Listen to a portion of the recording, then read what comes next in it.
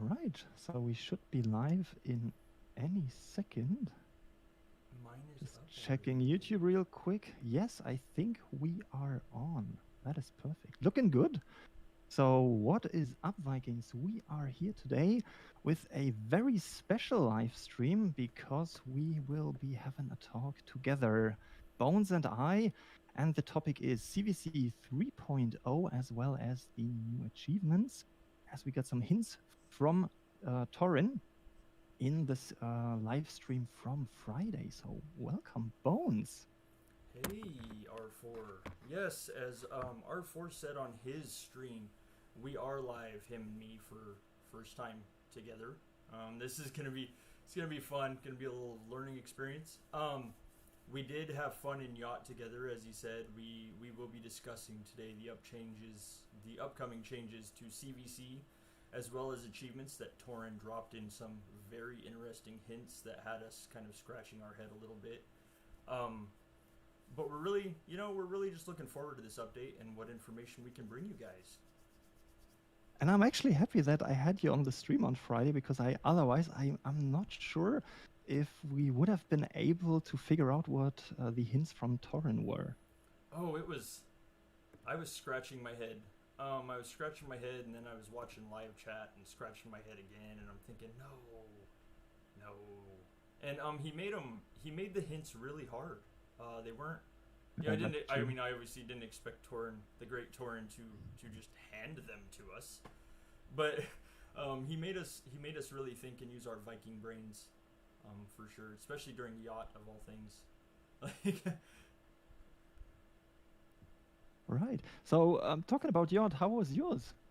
yacht was very prosperous for me. I had fun. We got to burn some cities, and got. I think I averaged about 45 million soul shards this yacht. Um, That's pretty good.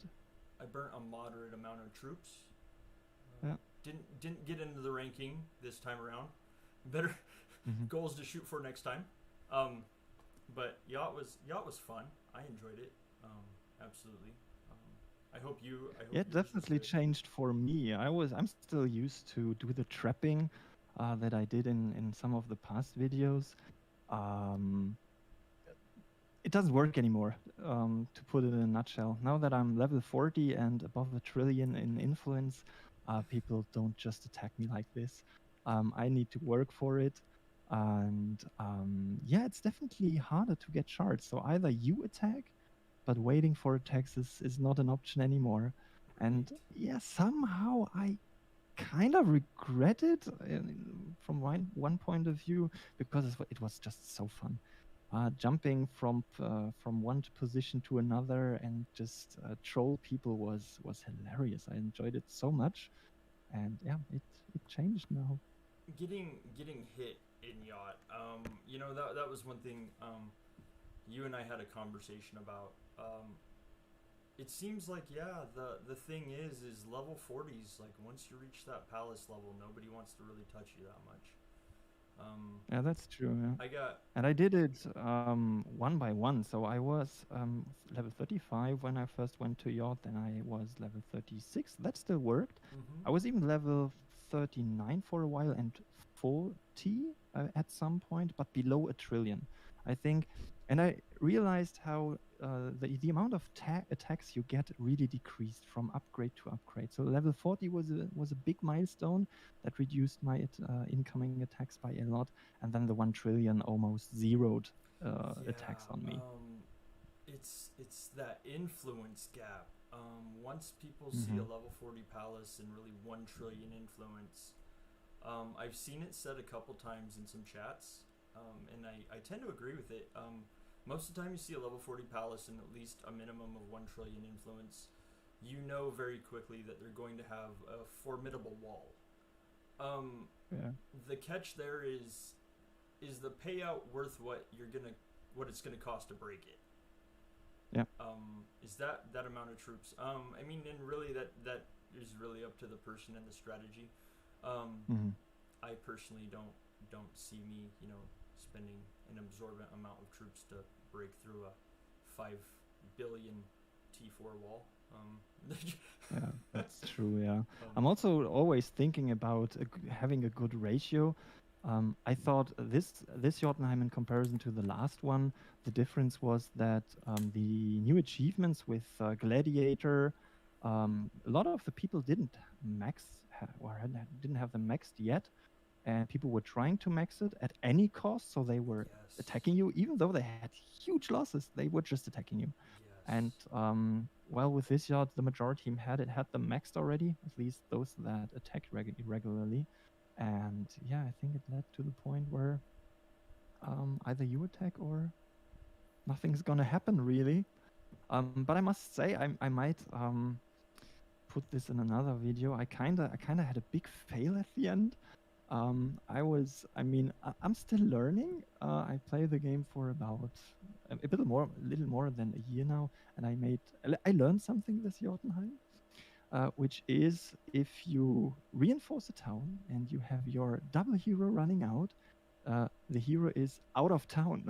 Yes. so, Yes. It does. so It's kind of nice because it prioritizes the reinforcement as where your hero goes, mhm, but at the same yeah. time, it's kind of dangerous because then all of a sudden you have no hero. And that happened to me right in the last 2 hours of Jotunheim. So I was desperate and thought, okay, how am I gonna get shards? Nobody's attacking me. I was standing for hours, right next to the throne. Nobody was attacking me, and I thought, okay, I'm gonna be reinforcing one of the traps we have in our clan. So I sent my march out. I kept my shaman at home because I thought, okay, maybe at one point I will need to attack someone, whatever. So I kept my shaman, luckily, but I sent my hero out, and my double hero ran out. I wasn't paying attention to it. I was probably a little too tired.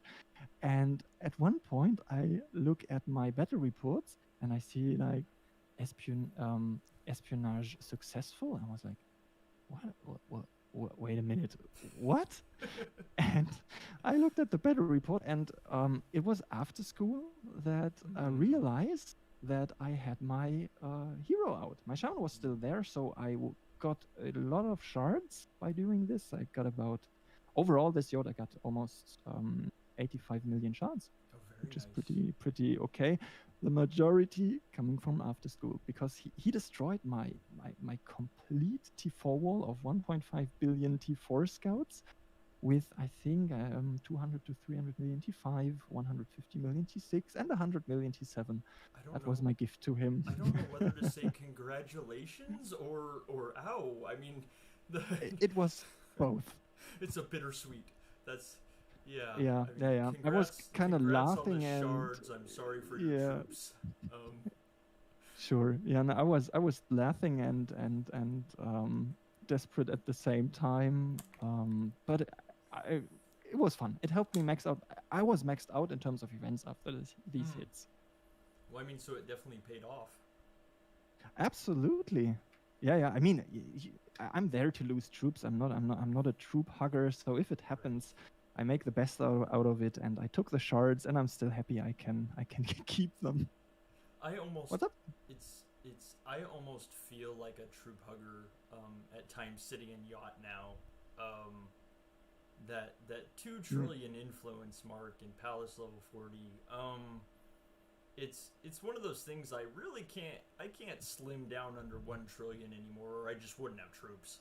There's it. Yeah, You yeah, know, yeah. with buildings and influence that have gone up so high, there's no such thing being um, over 80% maxed and being under Hmm. 1 trillion.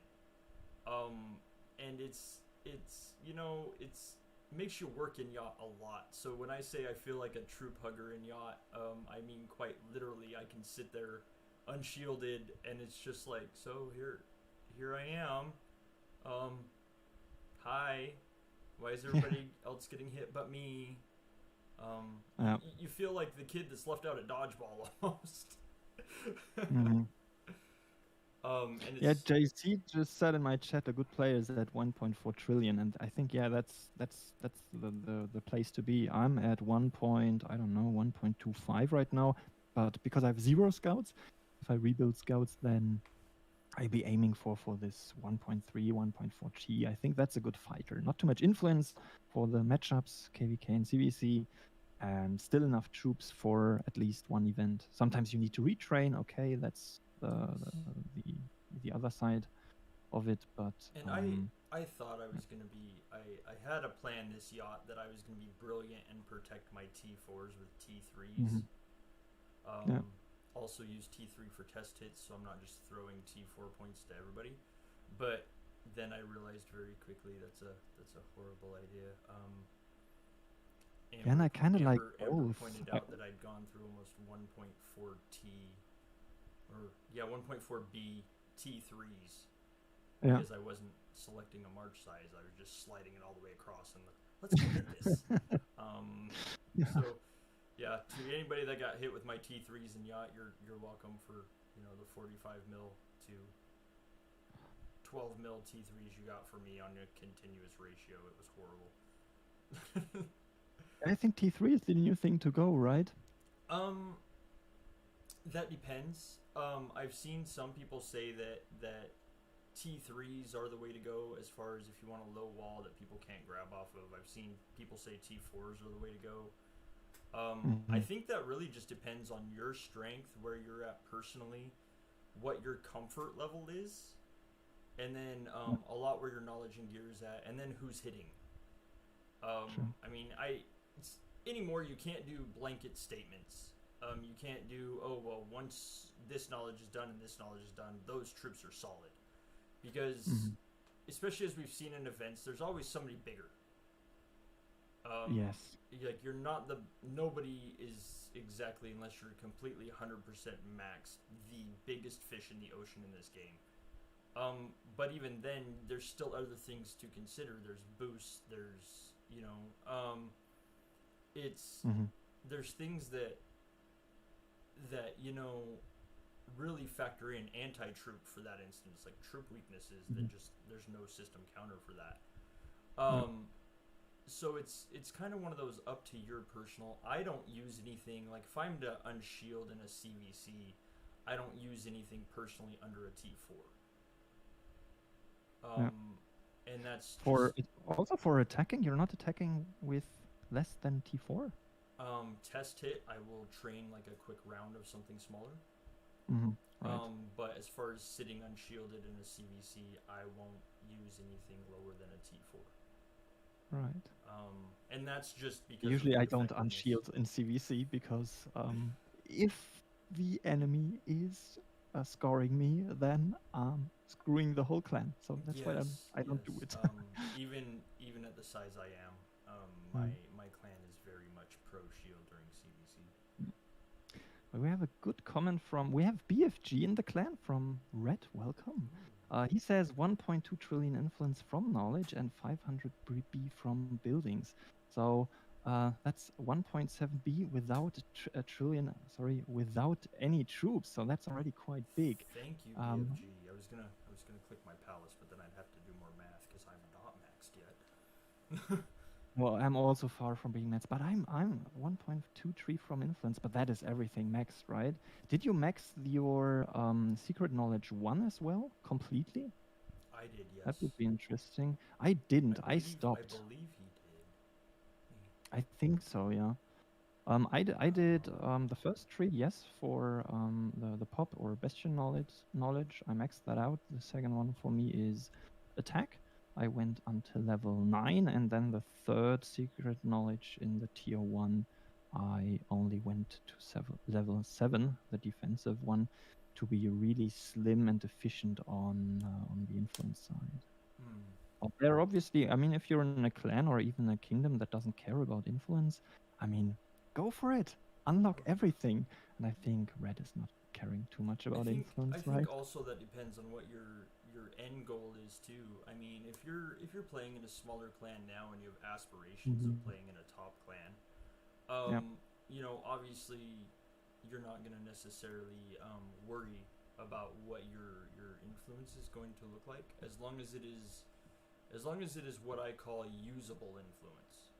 Like there's a difference between just stacking on a lot of troops and being like, oh, I'm big, nobody can mess with me, and obviously stacking on a lot of weight with knowledge and buildings. The stats just from knowledge alone make your troops worth it, in my Hmm. opinion.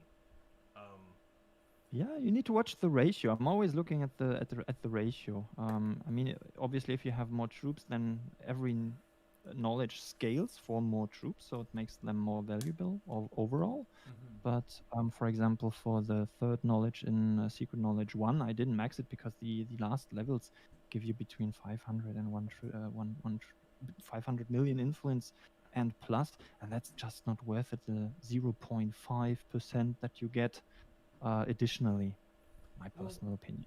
see, I've seen that said a couple times, and I've wondered because I maxed mine. My thing was I didn't. I'm kind of paranoid when it comes to that. I don't want to risk Hmm. that somebody has that point 0.5 that I don't. um, but at the same time, like I understand the cost between hey, is this point 0.5 really worth what it's going to cost me to get there? Yeah, because it Um, makes influence available for troops. exactly, exactly. And that last level is so just influence heavy. Oh my goodness. True. Okay, BFG just said the first secret knowledge is done, so everything finished in the secret knowledge 1, and almost done with the last tree on the second level. I guess your last tree is cities, right, BFG? But I would think so. That would be the logical order to go. But that is, yeah, as Definitely, JC says, definitely that is impressive. crazy expensive. Yeah, Yes. true. I mean, you get a lot of gold in those big clans, but still, that is some investment going there. Oh, I did win my battle royale on my channel. Sorry, guys. I will launch another one next time or in a few minutes. Oh, No, it's not. last BFG tree's says really no, it's not. not. Last tree's really not that expensive. I'm working through my sixth tree now on secret. And it's not near as bad as I expected it to be. Really. Um, Hmm. I mean, compared to if you're comparing it to the first knowledge that came out in the game, the main knowledge, Yeah. or you're comparing it to what we did for the first three trees of secret. Mm. It's really it's the cost of shards. There's some of mine. Like Yeah. he said, you just need a ton of shards. Yeah, true. There's some of mine that I've noticed. For level 5 of 6 is 31 million shards to start it. Yeah, you know what happened to me? I started with the second tier of secret knowledge. I started with the pop and pop knowledge. Mm-hmm. Then I did health, then offense, and then defense. And then I wanted to start my T8. Then you need to unlock the first three levels, which was amount of troops trained, I think. And then you get to unlock the first T8, and it costed like almost 500 million gold just to unlock one. And I needed to unlock three of them, and I was like, "This is not T8 is never gonna happen to me. I'll never be able to unlock them." Yeah, but I'm working on it. And Yeah, it's really just perseverance too. It's really one of those things of like how dead set are you on getting this done? And then yeah, I mean really like I tell people don't worry, or I tell my clan even too, don't worry if you're budgeting yourself. yeah, If there's no need to spend heavily to have that knowledge maxed yeah, immediately, then don't. yeah. Work on your time where you're comfortable. Um, Hmm. don't grow your account faster than you can afford or B than you're comfortable with playing, because Hmm. there's just really no point. I mean, that's it's your account. That's just it. If you grow it faster than you're comfortable with playing, then you're gonna end up not necessarily knowing what to do. Yeah, true. And I mean, you're also taking away some of the fun upgrading your town. I mean, I'm always happy when I finish some of the upgrades. I'm really looking forward to do an Odin stronghold defense again to see how much I improved in the battle reports. And I mean, if you upgrade everything overnight, yes, for sure, you're gonna be surprised how strong you became. But some of the fun on which is the run, that is just gone too quickly for me personally. Yeah, I mean, and like you, I like doing a couple levels of knowledge, and then it's one of those when's the next fight, so I can see just how much this impacted me. That was one of the things when I finally finished all my gems, Yeah. and then finished my specific gear. I was like, ooh, and yacht's coming up. like, so it's always fun to see on a personal level too how much have you grown, or how much have you like Sure. changed. Yeah, absolutely. But still want to have goals in the game. So now that I finished my sets, I will add some sets.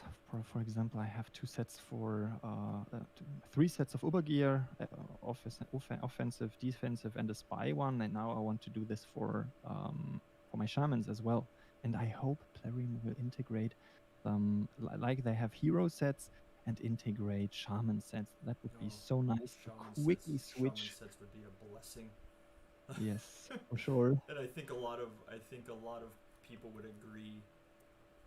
I think it was you telling me that trained in knowledge gear and then Yes, realized, I've why is it so unfortunately expensive? I've unfortunately made that mistake several times. And it almost always happens after, like, during a fury round. Yeah. Like a tower round will end and it's 3 a.m. And I'm like, oh, I'm gonna need troops if it's a double kill round coming up, and then I don't even think. I'm just like, oh, Inga. I don't think of whether I'm in knowledge gear or training gear. I'm just like, well, at least I got the shaman right. Right. And then it dawns on me, like, I'm spending way more on this than I think I should, and I'll look and it's Mm-hmm. like, oh, yeah, and it usually only takes one round. It Yeah. usually only takes one start of troops to be like, oh, something's not right. Let me check this out. Um, but yeah, To me, it's always misleading because the amount of troops I can train increases every time. So I right. think, yeah, it is completely normal that the amount of time it takes to train the batch increases because I can train more. So I Well, but then I've lose track of how many boosters per T7 I should or T8 I should really be spending. and I've also done the opposite though too. Like being happy I got enough shards to finally start an awaited knowledge, and put Mm. Inga on and not double check that I was in training gear or knowledge gear, and started Yeah. it in. And of course I'm not going to cancel it and lose those shards. Um, Yeah. so it's just kind of one of those. If they added sets, it would be so helpful. And not even Yeah. just for training. I mean, we also have there's people with multiple gears for rain, that Mm-hmm. either multiple Yes, troop types absolutely. with the runes differing or the gems Mm-hmm. differing for offense and defense, and it would Yeah. just be it'd be so helpful. Yeah.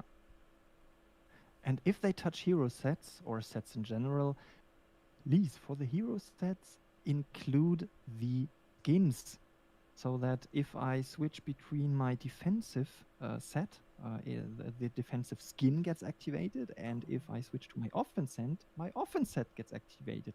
And if I switch to scouts, I have my scout skin. Yes, that would be handy for sure to That would be integrate pretty handy hero and makes skins more into value your. out of those skins, right? Hmm. It gives you more value for the skins because I mean I'm scared of using them because I fear I end up not really switching them back to what is adequate for the situation I'm in. I believe so. I personally am kind of um, biased to Mm. the museum skin, the Guardian. Yeah, Um, that's the evergreen. That's the one I I have activated every time. It's one of the best I tend for I just tend every not to kind of situation. I tend to not switch because of that. Yeah. I've Yeah. heard people say that Trapper is better for this, or Hmm. various other ones are better for troop specific, but really I tend to just go with what I'm comfortable. And it's really proven for me. It's proven to be like the best skin. I mean, Hmm. I wouldn't, obviously, I would tell people to test your own and come to your own conclusion on what you think works Sure. best. Yeah, there were But some people testing it, but the differences were, yeah, well, I mean, were there's some you're losing more troops, but you're killing more troops. true. Yeah. Um, I noticed with the Guardian, I tend to lose a little less troops. I kill Uh-huh. a little less than I would Yeah. if I wasn't wearing it, or I mean, if I Mm-hmm. was wearing a different skin, I kill a little less. But Mm-hmm. mainly, I mean, obviously during a CVC or something like that, the goal is to give your enemy less troops. Yes. Right. So I mean, I don't mind killing a little less if I die a little less in that regard. Um, Yeah, I mean, it's if it's about scoring, then that's the whole point of it. Yeah. but there might be some others that are definitely applicable in other situations Right. that just would require more testing for me Yeah. personally. But Mm. it's like the gem setup. We've always told people, um, Yeah. really test gems and see what works best for you. That is. Um, Yeah. I'm still on it, and I know you're also on it, and I'm yes, happy once we're both done to compare what the results are. Yeah, for yeah, sure. that will definitely be Um, a test that is we interesting have a to see. question from JC. He's asking, do you do normal attacks or solo onslaughts? It depends. I mean, if I do a test hit with just a small amount of troops, then obviously I go with a small amount because the onslaught requires a certain number of troops or minimum amount of troops. If I'm going in for a real attack, and I'm solo, so no clanmate joining, then I go with a solo onslaught. Um, the reasons being that an onslaught is stronger.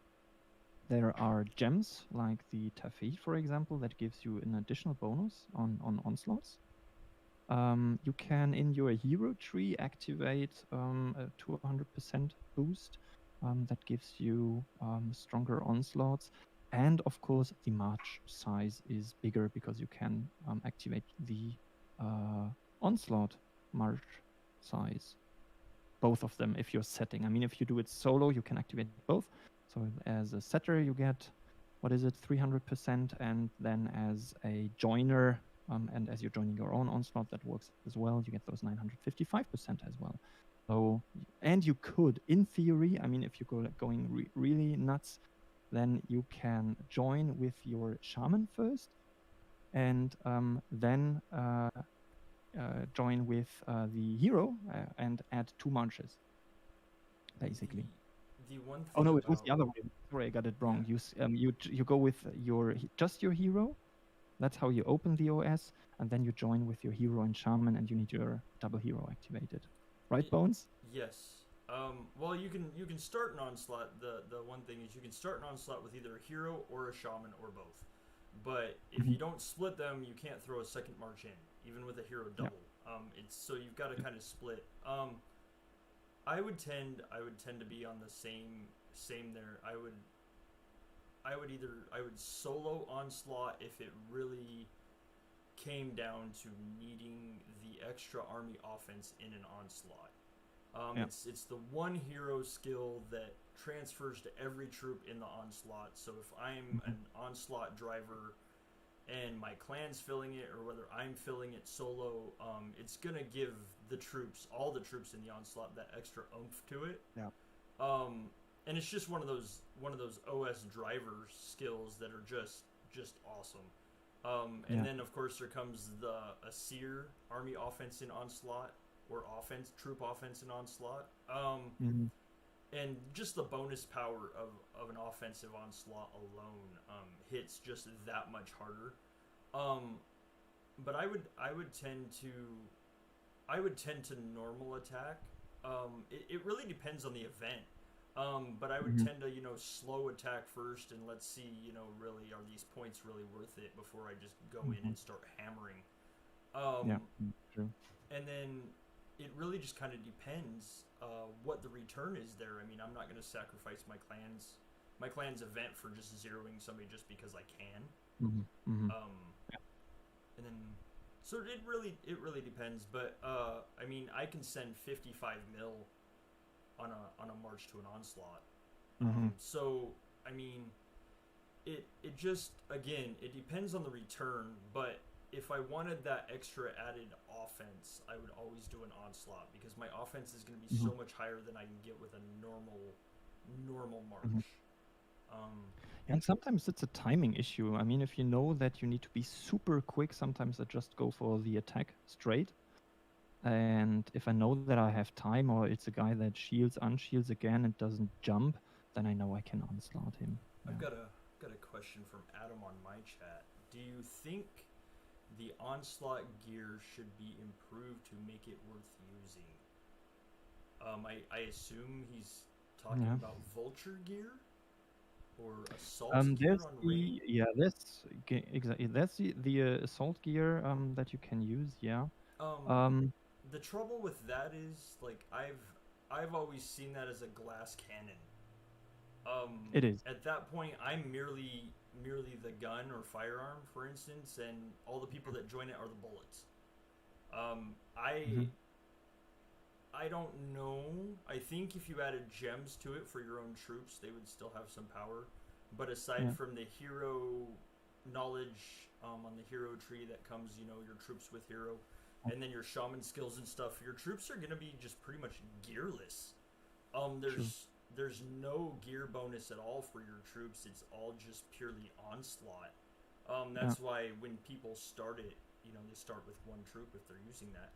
Exactly. I think as far as should it be improved, for what it is, the way it's set now, for it to be improved to incorporate troops, it would have to be the gear itself would have to be changed entirely, Mhm. because it is just that cannon aiming device. Mhm. It's that call to arms, Yeah. and it makes a clan A work together, also, Yeah. but it's merely just the tool to make the onslaught bigger, make the onslaught faster. Yeah. Um, and I mean, to be honest, I haven't used mine in so long now. Yeah. And it's not that my clan doesn't do onslaughts because we do. It's Yeah. just at the same time we all want to be on that equal footing. So I think if they changed it, it would almost be easier for them to add onslaught stats to our either troop specific gear or to add onslaught stats to our Ubba's gear or rain gear, or whatever shaman, Mhm. versus them to change Vulture's gear. It we could have asked the same thing at one point for Link's gear because Link's was hands down the definitive Yeah. defense gear for the first, oh lord, Yeah. year and a half, 2 years in the game. Mhm. But then that was quickly phased out by troop specific, and then obviously the oncoming of shamans. So Yeah. to change the vulture gear, I think it's gonna end up maybe becoming obsolete. I mean, I don't want to say yes obsolete and then watch Polarium update it and change it. But it's as it is now. I personally don't see any benefit from it, other than if Mhm. I'm directing an onslaught merely to hit something else and I'm not worried about my troops. I would never throw troops in with vulture Mhm. gear or assault gear just Yeah. because I'm just gonna lose my march. Not that I'm opposed to you know not that I'm opposed to losing troops. It's more or less I'm opposed to losing troops for no reason in my opinion. Mm. And it takes up Yeah. space. It's a lot of dead weight and space that would take up space in an onslaught that's not going to provide Mm. power. I mean, the only reason why we don't use it, and I think it has a very specific type of usage, is that, for example, our clan is, from my point of view, not big enough to use it because if we are gonna onslaught a target, then we not want and need everybody to join.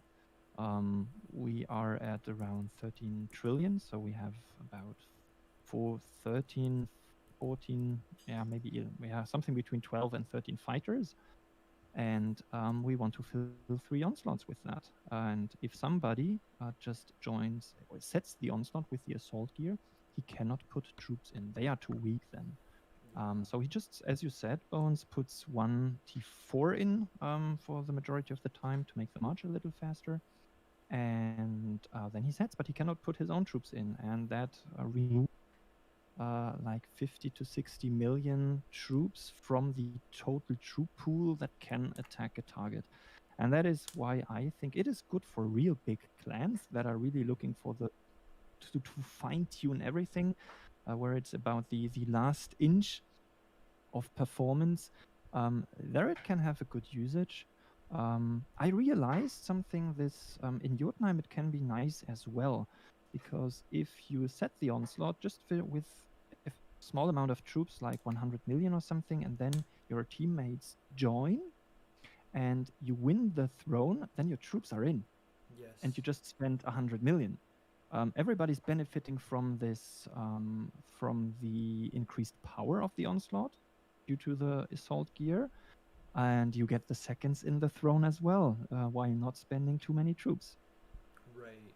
And I mean, it really, that would go again to where your goal is. I mean, if you've got the people that have the power, that you don't necessarily need every member to matter in the onslaught. Mm. I'm sure vulture gear would be great, like you said, for bigger clans, for higher, for top clans, or for just Yeah. clans that just plain have that many members that are on a higher strength level. Mm-hmm. For lower level clans, I mean, like, I would never, I would never recommend it. I definitely wouldn't recommend throwing troops into an onslaught while wearing vulture gear. Mm-hmm. So I mean, I think as far as it changing, they might come out with maybe different gear. I could potentially Mm-hmm. see, but Yeah. I mean, like I said, there's so many gears in the game that have died out and have been replaced by other gear that is just much more versatile and much more useful to our troops and beneficial to our clans than Mm-hmm. than vulture gear is, for instance, or lynx gear was. So I mean, it would be interesting to see if they maybe reconfigure the stats on some gear. Um, Yeah. I But know. you know what they are going to reconfigure? Hmm. It is CVC. Yes, they are CVC 3.0. Absolutely. Do we want to try to talk about some of the changes that are coming with this CVC? Oh yes. So I will. What we already know is that CVC 3.0 is coming. We got a few more information about this. I think this is going to be the second part that we will be talking about. And in the initial announcement from Torrin, he also said that there will be a new secret achievement coming. I'm sure Bones, you and your proxy group are gonna figure this out real quick. At least I hope so. We are going And to then try for sure. I'm sure you're gonna figure this out. I mean, you figured out so many already, so I have absolutely no doubt about this.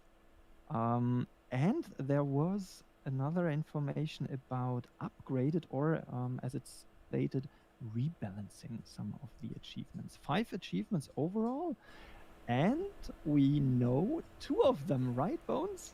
Yes, yes, we do. So we were in the live stream on Friday, and I must say I was so happy that Bones was there, because without him we would probably have no hints for today to talk about. And I made a recap of what happened on the stream. I will put up the first picture here. Um, Let me restart this. So if you've already been on some of the live streams, you might know how Torrin communicates. He always changes the name of the streamer to give some information or to communicate. That's the way he does it. And he did it to me. And I was asking on the stream if he would be allowed, as he announced that 5 changes will be coming to achievements, if he's allowed to give us a hint. And he wrote, "Let me think." That's on the live stream from Friday. I put the timestamps on the right if you want to rewatch this. And then he gave us a first hint. Because we were asking if this is about Aesir. So give me a quick second. No, this is not the right one. Give me a second, please. So it's not in the right order. This is pretty bad. Give me a second. I need to fix this. I will do this in just a second. Because I want to have them in the right order. Otherwise, it's not fun going through all of them. And I have no clue why it's not putting them in the right order. One thing that was interesting about the way Torrin gave us hints, he was almost making it a riddle. He was, for sure. he made us definitely have to work for it, and that was fun. It added another layer to your giveaway, for sure. Right. So let me see if it works. All right. Yeah, right. So now it should be working in the right order. So I was asking him if he's allowed to give us a hint, and he said, "Let me think." And after asking a bit more, he said, AOW, which is Art of War, will be changed. So we know that right now it is kept at level 10, and we were thinking about, okay, what could be the change for Art of War? And it is still not in the right order, which is pretty bad. Did he ever? I don't think he ever answered us on what it was aside from just the increase, right? Yeah. Give me a second. I need to see what is happening. Why is it playing them randomly? You know what? I will add them in one by one. If OBS is not working the way I want to work it. So let's start this again.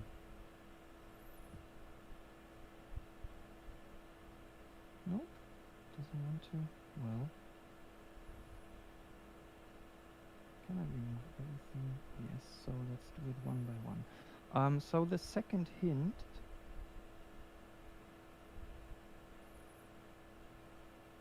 was it this one?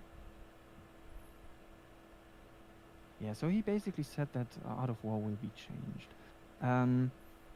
And we asked if, we were talking for quite a while if something to the percentage itself will change.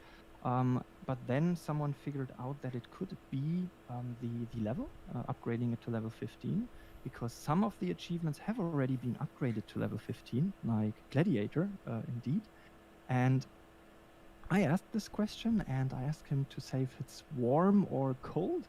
And when we said, could it be an upgrade to level 15, he said, it's warm as hell. So, after this live stream, we know for sure. That was TA. Yeah, I think so. Exactly. Yeah. So after this live stream, we know for sure that with the next upgrade, which will take place the 13th of December, so about a week to go, Art of War will be upgradable to level 15. I'm not at level 10 yet, so I kind of need to increase the pace. What is yours? I'm at level 8, mine's a 10. I think. Mine's a 10. I was thinking Unity of 3 for some reason. My Art of War is a 10. Heavy spender, right? It's one of those things that when they say achievements, my brain just half freezes and I wanna slightly just panics a little bit. Memories. Yeah, memories of a hectic and havoc-filled couple of weeks. Mm-hmm. What was Art of War for? I believe that is our stat boost. Yeah, total offense, total defense, and total health. Yeah. It'd be very nice to have higher. He also gave us the second hit tip. He was kind with us, I think. He said next tip, but the problem was, in my head, I was still stuck to Art of War. I thought the next tip is something additionally about Out of War, um, but it wasn't. So the next tip he gave us was, you need more. This And we this had a lot of us scratching our heads. yes, There's especially me. there's so many things we need more of in the game. You can never have enough shards. You can never have enough gold. You can definitely never have enough boosts. Sure, yeah. What? Yeah, you need more everything, Seemingly, you can't have enough shaman energy or hero energy. Yeah. And like my honestly first go to was the hunt. Like I thought the hunt has only begun. Of oh no, we're all hitting so many invaders for gear and everything. They're gonna add this up now, and I'm like, of course they add it now that I finally finished my gear. But it was not. So I was still completely in the wrong direction. I asked if you need more than just boosters for Art of War, to get it past level 10. I mean, it could be sometimes the dynamics in the achievements change. Right. Not that dramatically that the mechanic changes completely, but I don't know. I asked the question. He says cold. Okay, wrong way to go.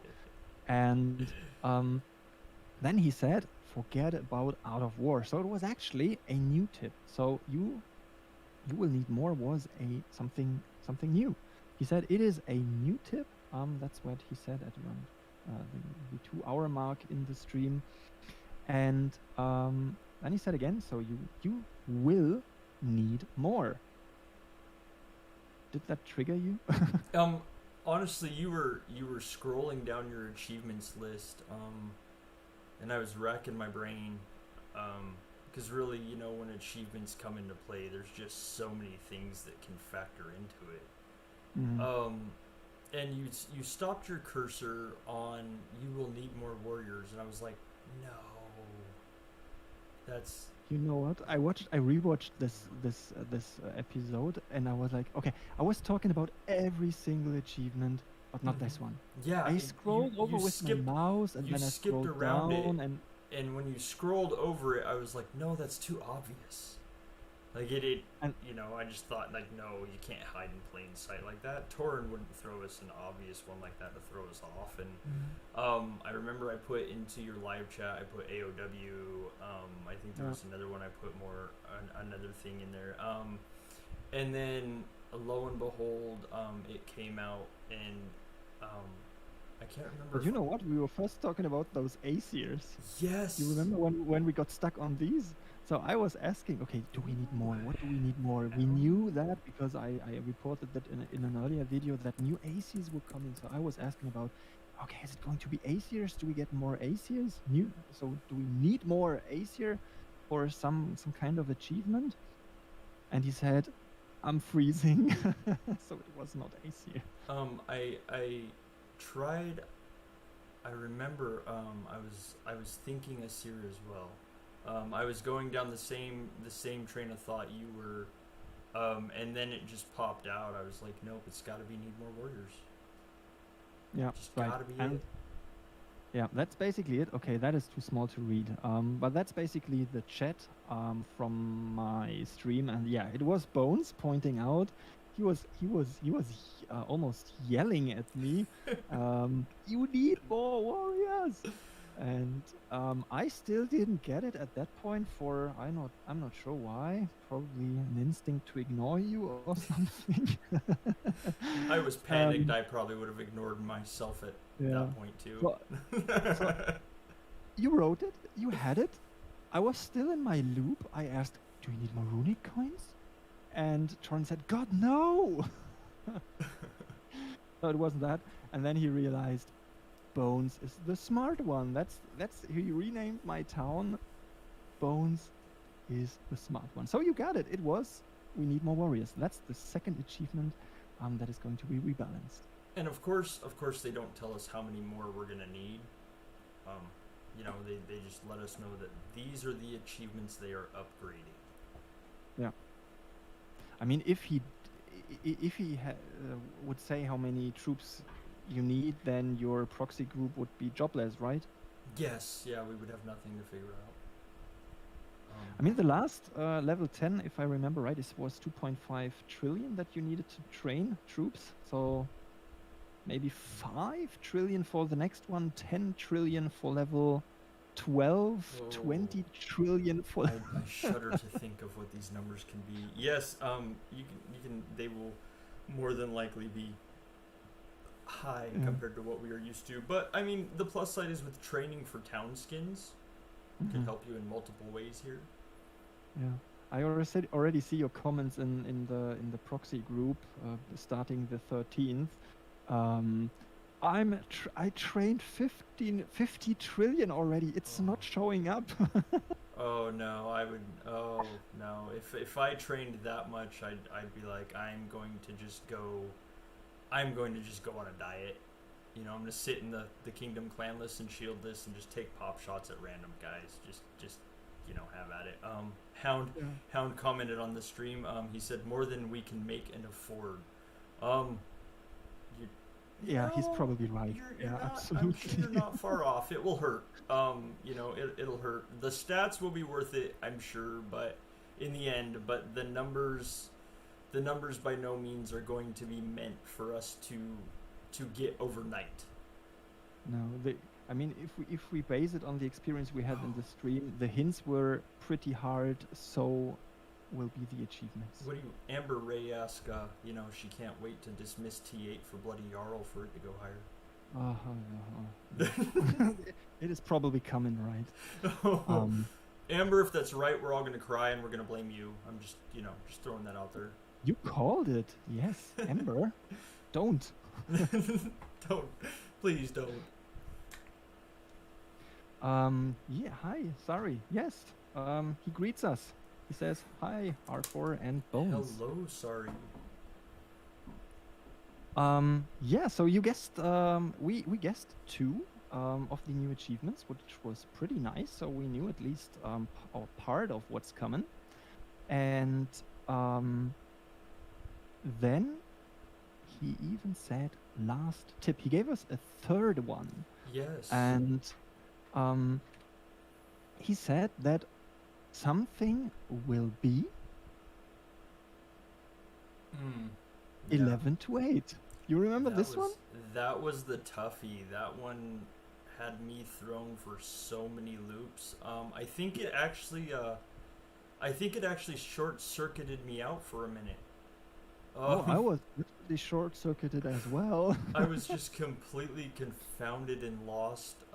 And I know a lot of the chat was just like, "Huh." You could have heard crickets at one point. And I'm sure that was almost Torrin's way of like, will they catch this one or will they fully understand what we were talking about? Because he had our minds going in the direction of achievements still.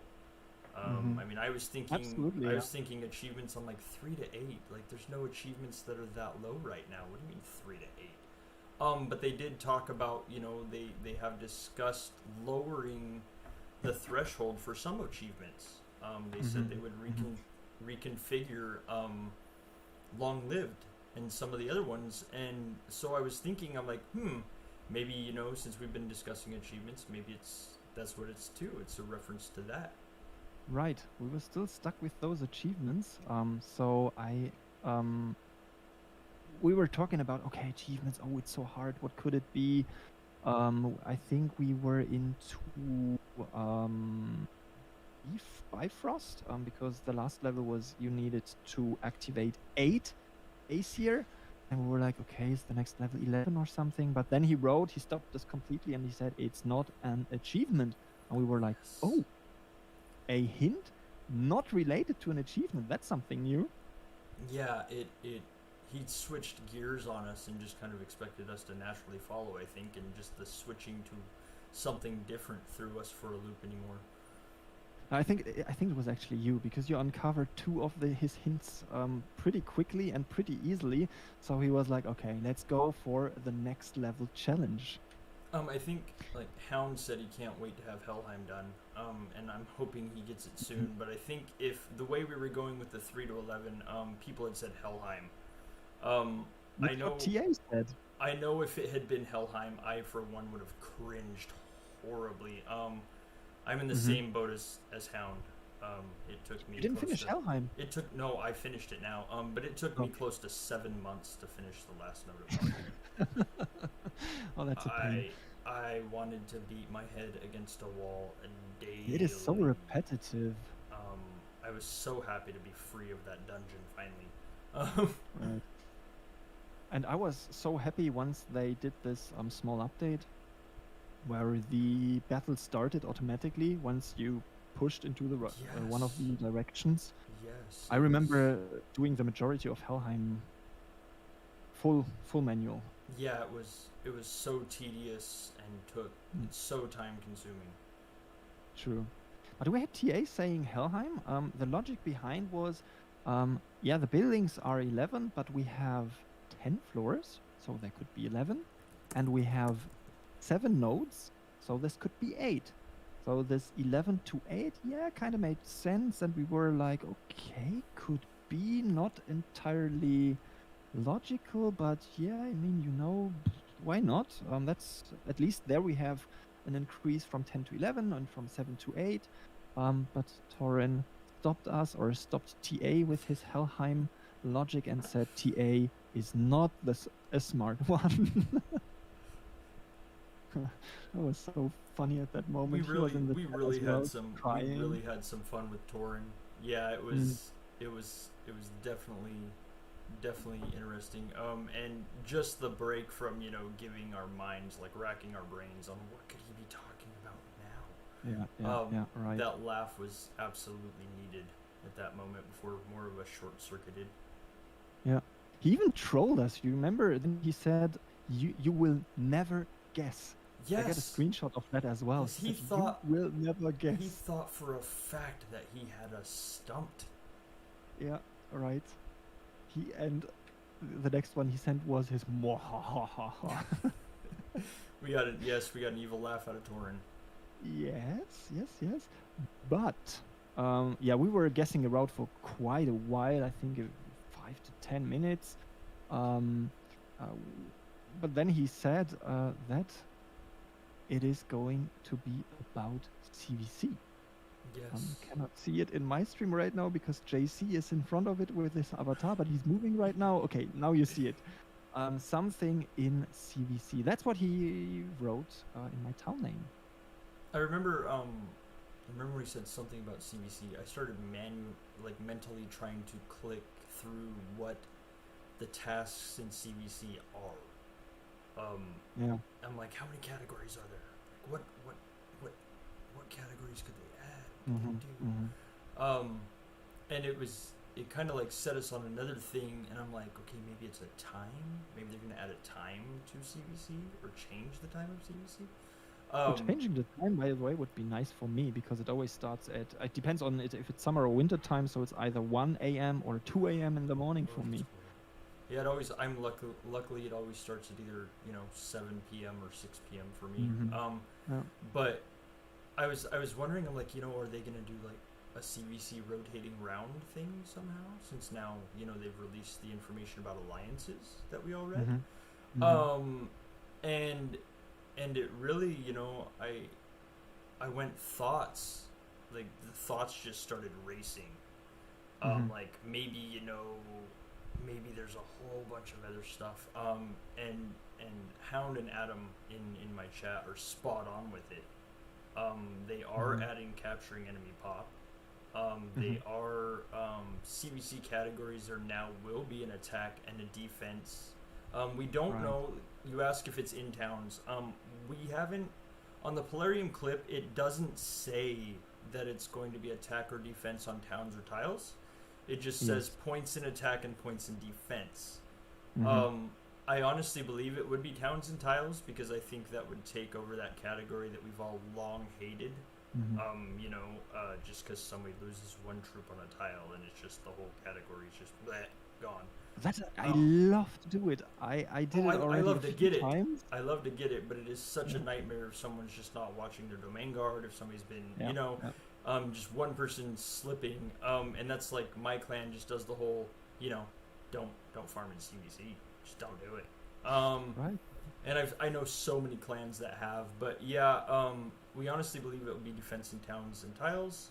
Um, like now, if you lose one, you win the other. I'm not entirely sure about that. If they are completely standalone categories, or if they're gonna go, solely on their own. They didn't release that information. But in just the overall release that Polarium did, they are adding capturing enemy pop. They are adding attack and defense. But it And you doesn't actually say. guess, Hmm. huh? And you actually guessed on the stream that it would be categories. So it was you Yes. again guessing it Yeah. right. And you remember when Torrin asked for your ID? So he renamed my town and he said, Bones, give me ID, please. Yeah, I was kind of concerned. I'm like, what did I do? Okay. Your bank offers are gonna be banned for a year now because I'm like, you oh, were you're the smartest Viking, so now you can't spend to do anything. You will figure this strategy out. And I go, oh, no. Yeah. But I think, I mean, the experience I made is that once he asks for your ID, it's almost always a good sign, right? Yes. I've never seen Torrin or Magnus ask for a game ID specifically, and it end up horribly wrong. No. It's always a very pleasant surprise. It was a pleasant surprise for you, right? Because I sent him your ID on stream, and he even reacted on stream, right? Yes, he did. I got 500k runic coins, and he nicely said to the smartest Jarl.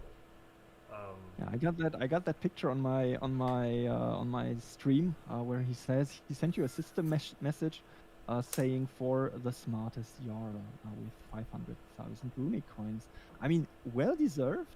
Thank you. 3 out of 3 from these riddles have been solved by you. I mean, that is the reason why you are one of the heads in the proxy group, right? Because you are there to figure this kind of stuff out, right? Yeah, it's a definite brain team effort there when it comes to puzzling this out. We all bring our own methods to the direction we take at things, but then when it comes to, of course, dropping our overall knowledge in there together, there are sometimes that the admins for the proxy group, it seems like we're making a massive bowl of spaghetti with ideas. I mean, it starts like this. You're in brainstorming mode, and then every idea needs to be considered, and that's how it works, right? Yes, absolutely. It's with Polarium, it's as most people know, leave absolutely nothing out. Nothing is off the limits when it comes to Polarium tips, when it comes to their hints, their riddles, their achievements, their I would have never guessed before Bloody Jarl came out that I was going to have to train troops to dismiss them. Would have never figured that one out. Because in terms of game dynamic, it makes no real sense.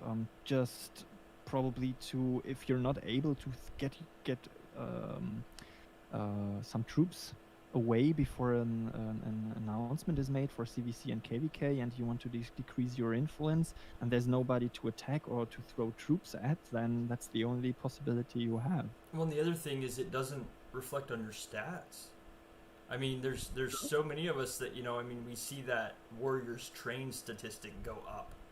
And then, Warriors lost either doesn't reflect the lost, and Warriors heal doesn't fill up the gap, and it's like, how do I cover this stat again? So, A, it doesn't look like I have a massive amount more of troops than I actually have, or B, so it's just not, so it's just not pointless. I prefer doing the opposite, actually. I prefer resurrecting troops because then I have hidden troops. The troops are back and not in my healing count, so I have more troops than it looks like. So people probably say, he just got 1 billion troops. I can probably give him a big march. Well, and it absolutely helps. In the resurrection thing, absolutely helps. But when we had to train, or when we had to dismiss that many amount of T7 for level 10, what was it, like 127 mil? 130 mil? It was 180, I think. It was more. It was quite a lot. Yeah, I Yeah, remember I it was think. over 100 mil. You know, if you haven't done Bloody Jarl and you are watching this, do yourself a favor. Don't do it in Scouts. No, no, I scouts are more expensive. I did They are that. so expensive in silver. I did number 10 in Scouts, and then realized Oh. just how much silver I had. Horribly The last wasted. level 10, is 185 million. Oh, I knew I blocked it out for a Yeah. reason. I mean, I'm done with it. So yeah, but we But will have probably stage 11 with 200 mil T8. yes, I hope not. I hope not. If it comes to I hope. dismissing T8s, that's going to be one that a lot of people are going to begrudgingly do. It's going to really depend on the stat increase, I believe. Yeah. But you know, we're Alec wrote in my chat on the stream. You know, we're sure Helheim will increase, and yeah, more than likely at one point it will go up levels. I think it will. Yeah, it needs to. I mean, they upgraded almost everything. They will add Aesir. They upgraded town buildings. They upgraded gear. They upgraded gems. They might upgrade runes. I don't know. I'm sure we will see a VIP upgrade soon too. Yeah, because they were throwing out so many VIP points in the backpacks recently, Yes. and I was thinking, why? Well, and VIP has always reflected palace level. Yep. Before, when palace level stopped at 30, VIP stopped at 30, and then it's kind of, you know, it's kind of reflected what our palace level is over the years. And I don't know if that's intentional or if it's just happy coincidence. Okay. But to see, I believe that palace levels will go up, as BFG said in your chat, shaman levels. There might be shaman. I remember levels. it was a long time ago where there were pictures posted from new versions of existing shamans, and they looked like upgradable. But since then, we had no information anymore. Rune Upgrades is another one. Yep, Sari is absolutely correct there. Oh, right. Because of the way that gems have been upgraded, a lot of people have been saying that runes will either need to follow, or that they can see it following. So yeah, it's another one. But it's probably going to be the same dynamic, meaning you're not going to take 4 gold runes and then just upgrade them to a diamond rune. That would be it's gonna too easy. For sure. But to circle back to the 8 to 11, the categories, you know, we all know these things are upgrading, and that's when he said 8 to 11, and it's not an achievement. I know that's where my mind went, was, oh no, please tell me I'm not gonna need 11 runes to make 8. Or I went to horrible places with it. And then we found out, luckily it was CVC categories. And so, I mean, that's where, you know, we don't know how they're going to break these up. We don't know just how they're going to add them. We know they're going to add capture enemy Palace of Power.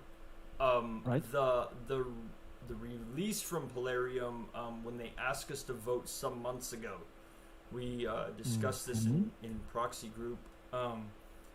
It was big because Polarium asked us as players to vote. Yes. They asked us if we wanted to capture enemy Palace of Power for an hour. They asked us if we wanted an attack and a defense category as well. Yes. And they really left it to us. So it says that you'll be able now to capture enemy Palace of Power. They didn't tell us what mechanic they put in the game for that. It doesn't say if we'll capture it for an hour. That was what Polarium asked us if we wanted. They didn't say that they instated the capture for an hour to shield. They didn't. There's been speculation as far as, will you be able to hand your enemy reputes? As chief in my clan and then Koenig in my kingdom, I can tell that would be a right nightmare, trying to hand out reputes in 2 kingdoms at a time. Yeah, Oh, that is true. Yeah. that would just, and I don't know how the game mechanics would work for that. But they gave us. We asked for this, so keep that in mind. Polarium did give us what we as players and users voted on. They haven't, of course, released the mechanics of that. Uh-huh. So Sure. it'll be interesting to see when CVC is announced next week after the update. What is changing? Right, and it is going to be the last CVC with all the old mechanics. Yes. So it's like this CVC. In the future, we're going to be talking about old school CVC. Yeah, I remember when.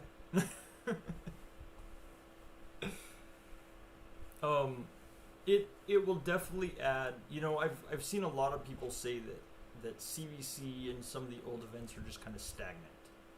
Mm-hmm. They've been. It was very repetitive. The Yes. dynamics were all the same. I really liked the change where they decreased the shielding time for the Place of Power to 1 hour, because there were barely any fights for it.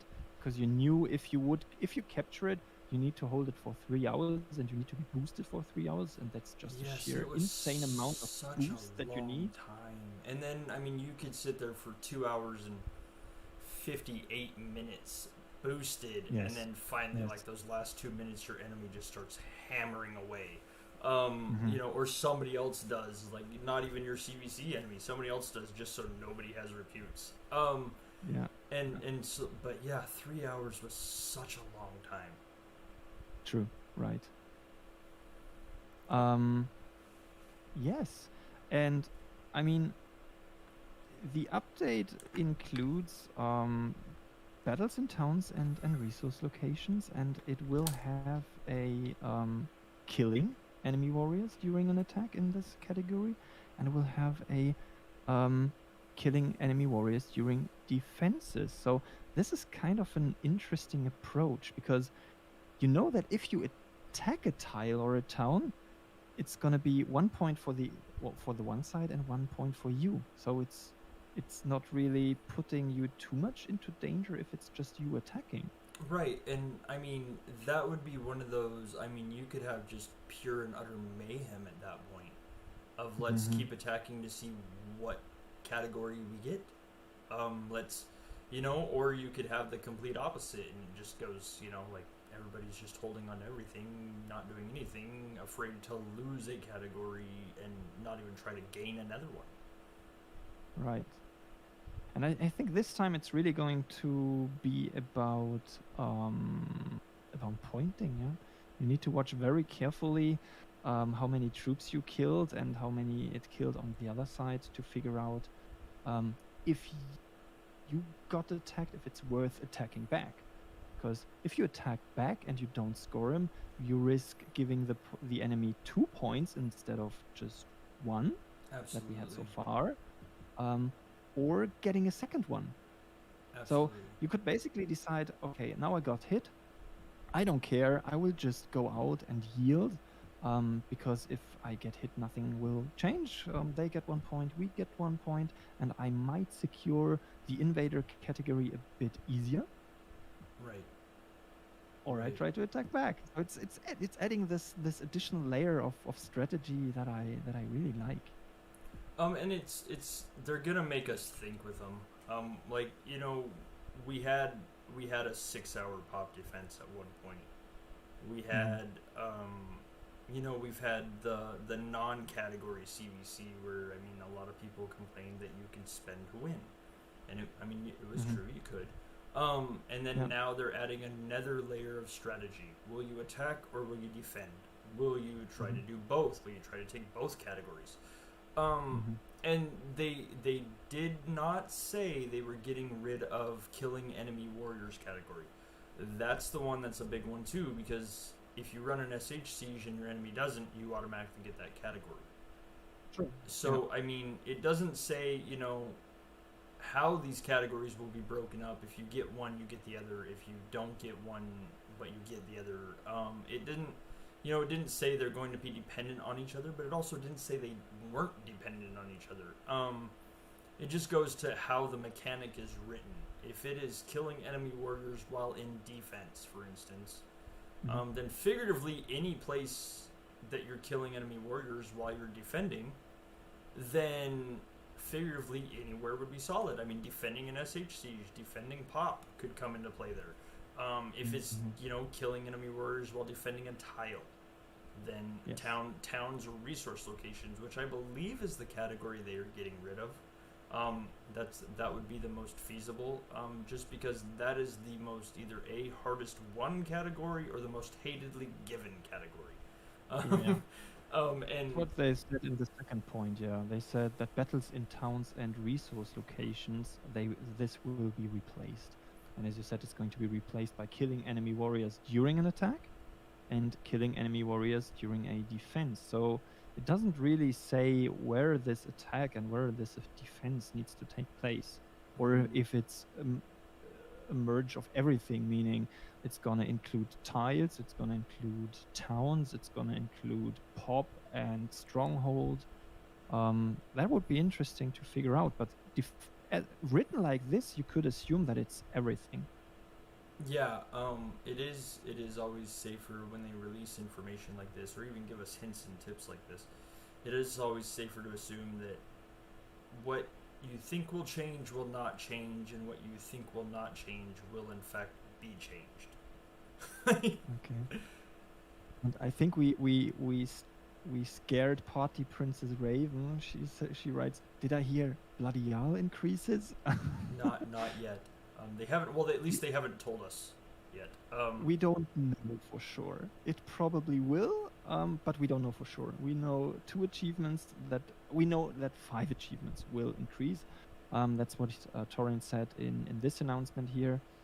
5 will be rebalanced. We know 2 of them. We figured this out through the help of Bones. The first one is we need more warriors, and the second one is Art of War. These are 2, but the other 3 we don't know. Could be Bloody Jarl. I don't hope so, but it could be.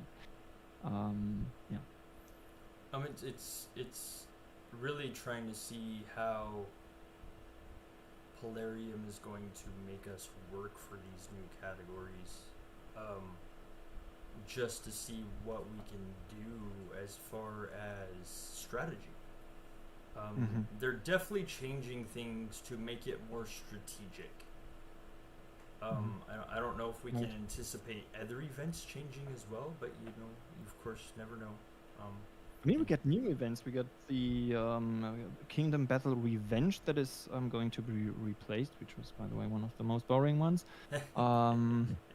with a really cool new battle type.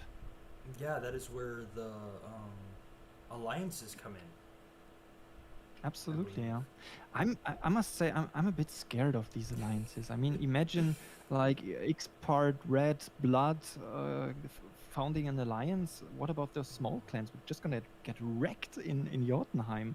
Well, I think one of the things is if they run it like they do home game, for instance, then it would be who is on the island or who is in the trials or event when you sign up for it.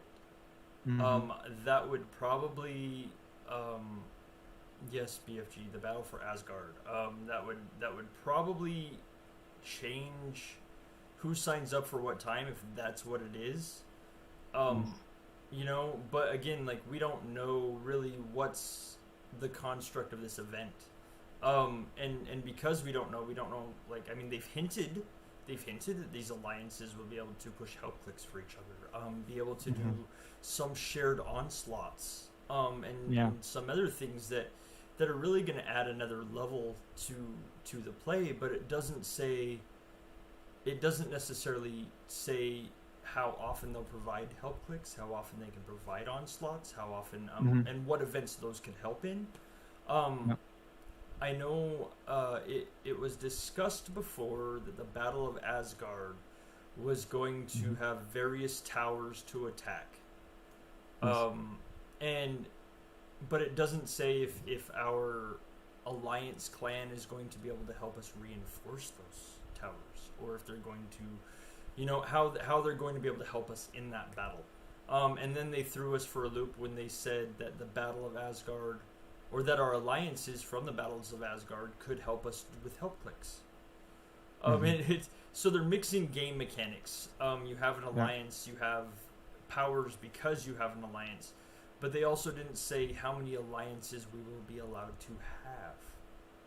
Yeah, and how many clans are allowed to join in an alliance. Exactly. And if there probably going to be leagues for alliances as well, I think. I imagine they would probably tend to stick with the same league a clan was in. Oh, Ember just won the Battle Royale in my stream with her avatar. The wizard is killing stuff again. Yes, so now she got 100 gold to spend on skins. The alliance thing is kind of one of those hot button things. Like, I would love to have all the answers to that, not only obviously for me, but to be able to share with proxy groups, with Discord, with and I'm sure the other streamers, I'm sure they all would love to have the type of information to just release this and get this out there, because I mean a week really to sit and think about this and like scratch our heads and just be like, oh, what is this going to be? But unfortunately they didn't tell us much about it. We know how they have said that we will be able to help each other, but we don't know how it's going to be constructed overall for any long period of time. Yeah. True. I mean, there's so many details missing still. We don't have many answers for that yet, but we will find out pretty soon, yeah? Oh, I got a few questions about this Battle Royale, okay, that I just pulled off. So you see your avatars on the bottom of my stream on my side, and it's basically, it's just a random game. I launch it, and your avatars drop, and then they fight each other.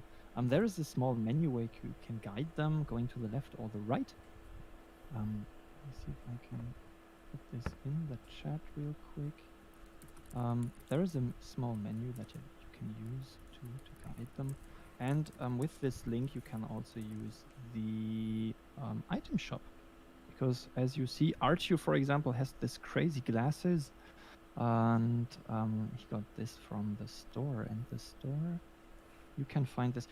I put a link to the Discord channel, and in the Discord channel there's a link to the menu, how you can guide your avatars. Okay, that's it for my avatars, because they're not on your stream, right? No, I do not have them on mine. That'll be a work in progress too. Good.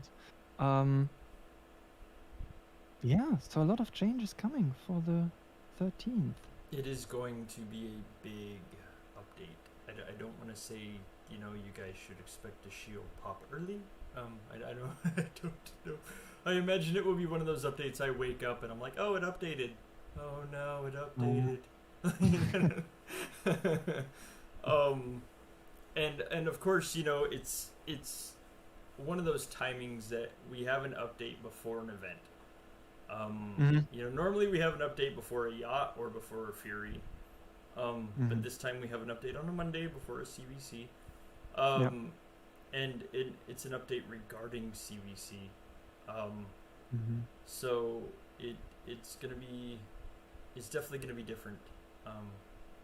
And of course, that's for sure. It's going to be a completely different game, yeah, with alliances popping up, with a new game mode, with CVC changing completely in the categories.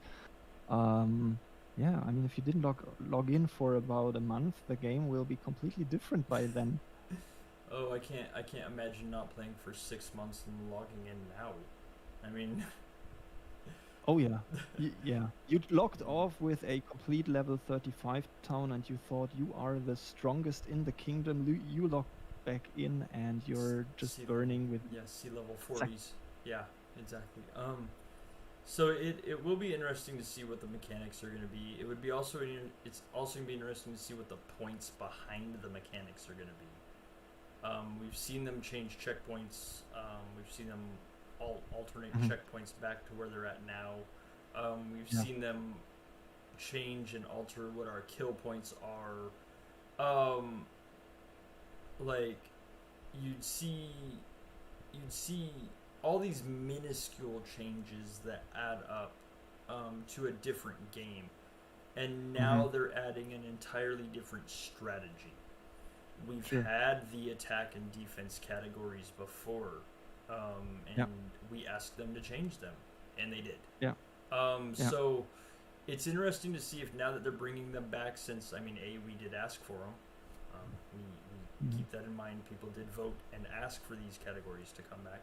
It's interesting to see if now that they are bringing them back, if they are keeping in mind what our original complaint was about those categories to begin with, and if they're altering them and changing them because of that. Yeah. I mean, it's pretty nice that they're implementing so much. During the past month, they've been so active, implementing one update after another. The pace could be slightly slower because update means spending more, but I really appreciate the effort that they are putting in the game right now. It was nice, they listened to our complaints about Fury, about the blue circles, the lags, things not working, things not showing up. Towers not appearing for everybody. It was an across-the-board issue for a lot of players.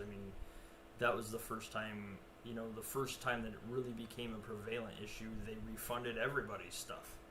Like any troops you lost from, if you logged on from this point to this time, here you go, they're back. They did that for a yacht because the lag and stuff was so horrible. And so now it shows they've listened to us. They asked for us to vote, we voted. So we brought these categories and these CVC mechanics in.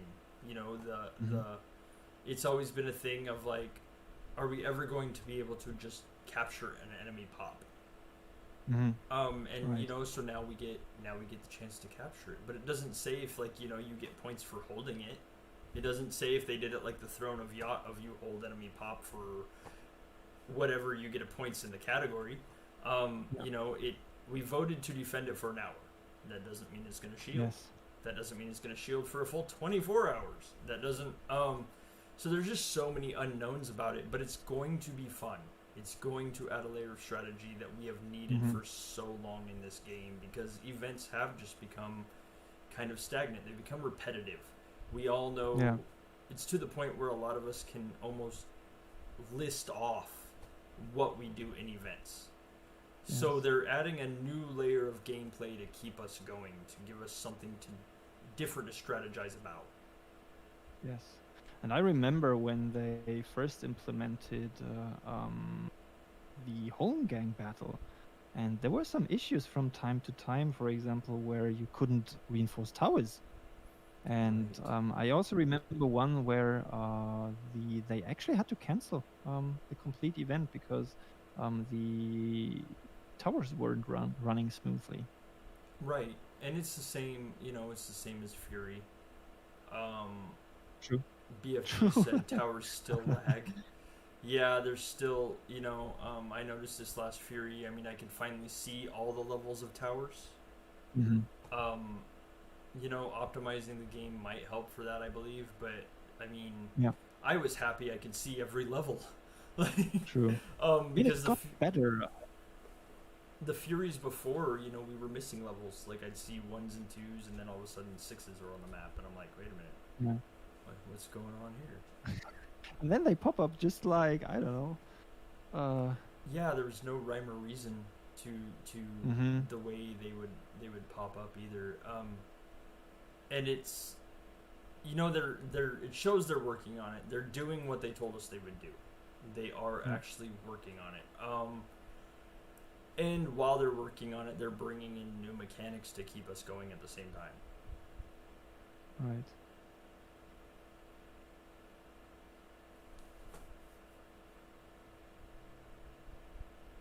So, what else did we have for today? We wanted to talk about the achievements. I think we did that. We figured out, or we recapped that two of those 5 achievements will be We Need More Warriors, and the second one Art of War. That those are going to be increased to level 15, which is pretty nice figuring that out. We also got a early sneak peek of CVC. I mean, by now we know that the categories change, but on Friday we didn't know. So this was kind of big news to us. And we wanted to talk about these mechanics for CVC 3.0 that have been announced by now with the new categories coming in. Amber reminded me on my stream that we Battle Pass. Right, the Battle Pass thing. That Amber, that is a really, really good point. Let me show you something. So I need to set this up real quick. This is going to take a second. This is going to take a second. Because I did some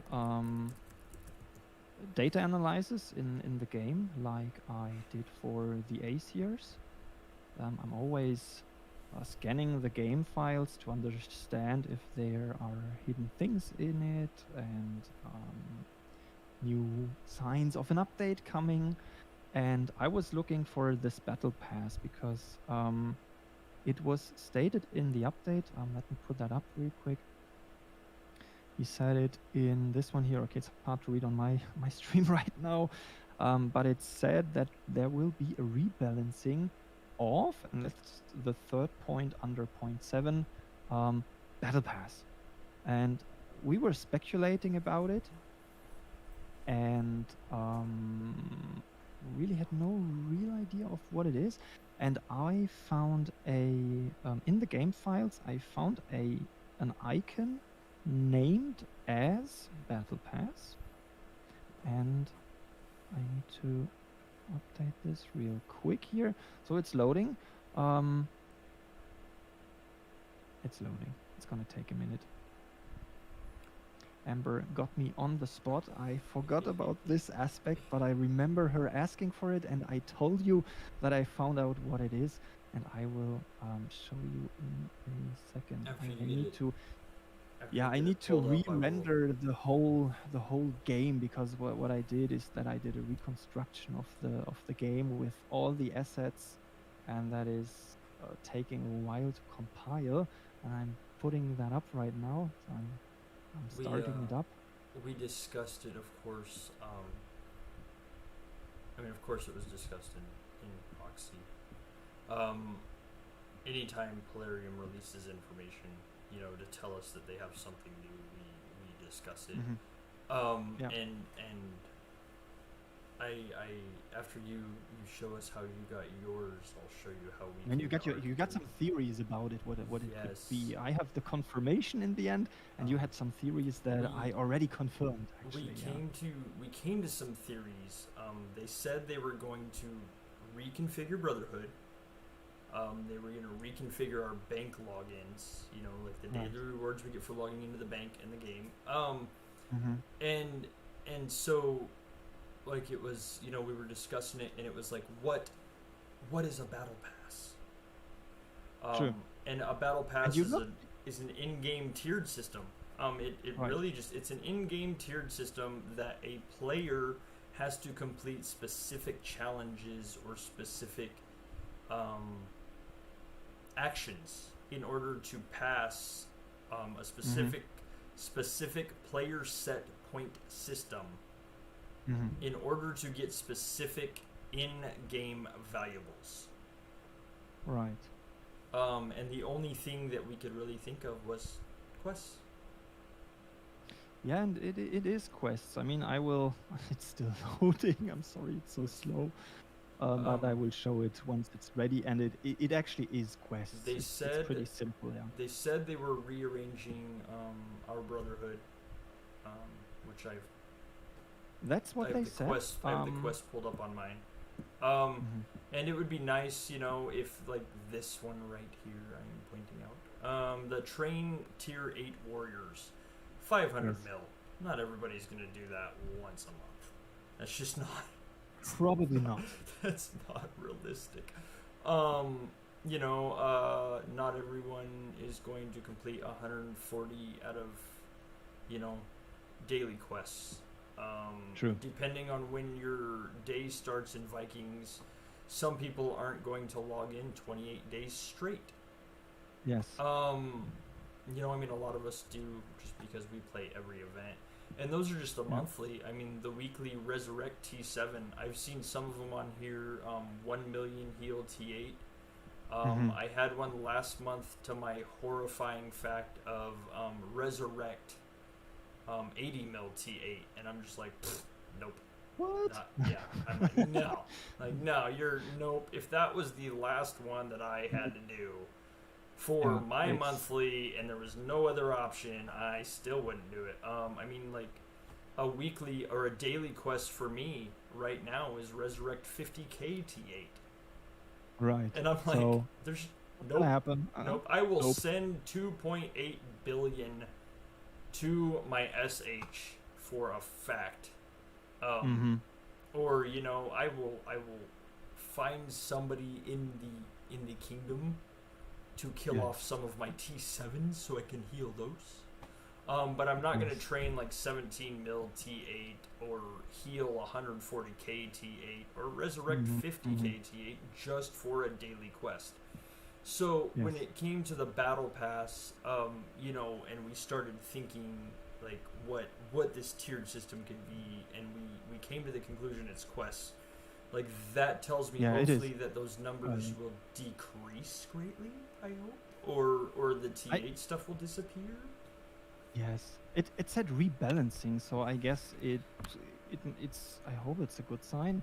I mean, rebalancing can be in two directions, but I clearly hope it's an improvement. So my software loaded up, so I'll be able to show. Give me a second. I need to be honest, I wasn't prepared for it, so it's gonna be pretty spontaneous. I will put it on the screen right now, and I need to rearrange things real quick. So let's have a look what you can see now. So this here is basically the reconstruction of the game. Ignore the top part. That's something I'm working on. That's probably for later. But what you can see here on the bottom part, you can see on the left side that is all the files in the game, and in the textures part there is an icon that is called Battle Pass, and you can see it on the bottom right. That is the sign of the quests. So for me, that's the confirmation that the Battle Pass is actually the quests. It's probably their internal language of their internal language. That's how they call it internally, and that's why I'm pretty sure that the quests are actually the Battle Pass. I almost wish Torrin could have given us another hint. Just this update is going to be so big. Battle Pass is, as R4 did confirm with what he found, and then with what with what the proxy group discovered. Battle Pass is going to be quests. That's for sure, I would say. That will be a good balance, I hope. It will be a good balance of, what the quests and then what the Brotherhood subscription also will hopefully reflect each other. Not necessarily in rewards, but of course, reflect each other in tasks. Because the tasks are just, wow, they're so heavy. And in all honesty, because they are so heavy, I quit paying attention to my tasks. Or to my quests. It's true. If I get them now, if I pass them doing stuff in game, daily, weekly, monthly, I get them. But because they were just so intensive and didn't always fit with my events, I honestly just almost forgot about them. I just quit checking them. And some are just impossible to get. You're not going to heal a bunch of T8. No, and I'm not going to train every month. Plan on training 500 mil T8 either. No, not for the quests. No. Elf said, "You changed the game." No, I don't change the game. What you saw is the engine, and I'm just working with the textures. That's not a live game that is off. This is offline. I'm just taking the textures and recreate some of the in-game areas that are there anyway. So that is nothing that has to do with it. On my side, nothing connected to any Plarium server or something. Just using the textures that they use in their game. That's all I do. And of course, there are the icons. They need to be loaded when you launch the game, and these are hidden in the code, basically in some files, and you can decrypt that. And Now that's I do. what I did. I do wonder if, since they're talking quests, because we haven't had any of those standard quests, like what's on my screen right now, for so long, those were things of like you have to build 5 infirmaries, you have to build like 10 farms. Yeah, right. Yeah. They were the the quests that we standard were all ones. just kind of like, okay, but I get some resources and I get some form of something for, and those were the original quests in the game. Those were the older ones, the ones that had nothing before the daily, weekly, monthly, before the Brotherhood. And it makes me wonder if, since they are adding quests, if they will be adding stuff back. Because it does say soon you will have new tasks here worthy of a mighty ruler. So I mean that part of that screen is new as well, because we haven't had. It just said congratulations, Jarl, the quests have been completed. So Right. there are things that could be added again, you know, that there are things that could be added again later to make it to where we do have to, you know, upgrade a building, to where we could have to work through knowledge, to where we could have to, you know, daily visit to Helheim. I mean, things like that. And I'm not saying that's what those are. But it does say, you know, that there will be new tasks here. Right. So I mean, whether the standard or just a mix, like the daily, weekly, monthly, or whether there are things that, like, you know, if you want to complete these tasks and what the rewards are for them, like a task, like our task refreshers are, then I mean, you'll obviously have a click off list of more stuff to do. True. And I mean, I just had a look at mine. I still have some of the standard ones, like train 250 nomads, because I never train ranged. Yeah. So I remember them kind of being all over the place. It was train 250 mil, I think, of like what, every single troop type. Like I think it went down the list of like what your knowledge was and what your other things were, and you had to train like the same numbers of everything going up. And on mine, I just bit the bullet and just did it. I was like, well, fine, okay. Right. But you know, I did that obviously way before now. But it'll be interesting to see now with so many players at that level 40 palace cap. It would be interesting to see how, if they add more quests, more tasks that are similar in nature. I mean, you can't have, obviously, like my palace. I couldn't have palace level, you know, upgrade palace to level 37. I mean, I can't deconstruct my palace to raise it up again. And I mean, probably not possible. Yeah, you should get it by default then. Yeah. Oh, I see Moss is on the stream. Hey, how about you? What time is it in Aussie land? So it'll be interesting to see how they construct the new ones, for sure. True. And then the Brotherhood changing. I mean, I don't happen to have Brotherhood currently, but I mean, I have in the past, just because that was a good way to get Drakkars. Yeah, that was for me the only reason to buy it, because you got some good Drakkars for it, because they were pretty rare to get for a very long time period. Oh yeah, they're still really so hard for people to find in packs. True. Versus 68 Drakkars from your monthly. You know, I mean, a lot of us have figured out to move kingdoms during Fury Tower rounds, during events where there's a lot of people there. Yeah, right. Just because it does get so expensive. Obviously, the more influence you have, the closer to that 100 Dracker cap needed. So it really, them reconfiguring it, it'll be interesting to see if they reconfigure the numbers in it, or if they're going to just reconfigure the tasks themselves that we need to complete. I mean, if you're a super active player, like Moz is, for example, he says, if you time it right, you can actually have it for 2 months.